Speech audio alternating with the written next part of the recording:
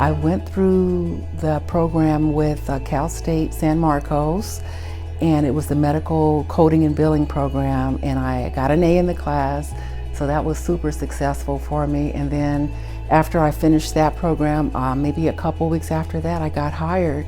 It was with the San Diego Family Health Centers, and I was very successful in that position. I was there for 15 months. I was able to do my sort of internship there on the premises, and then I was able to take my work home. So I worked from home, and that's what I wanted. My hours, everything was great. So I got what I wanted.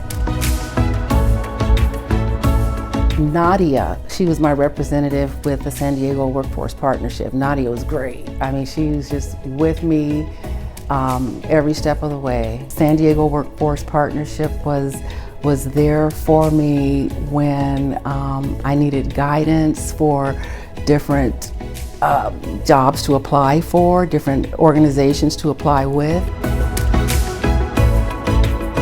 San Diego Workforce Partnership was a godsend for me in my life when I needed the help the most. And they made everything really easy for me with the education, the courses that they offered, and with my job search after I finished.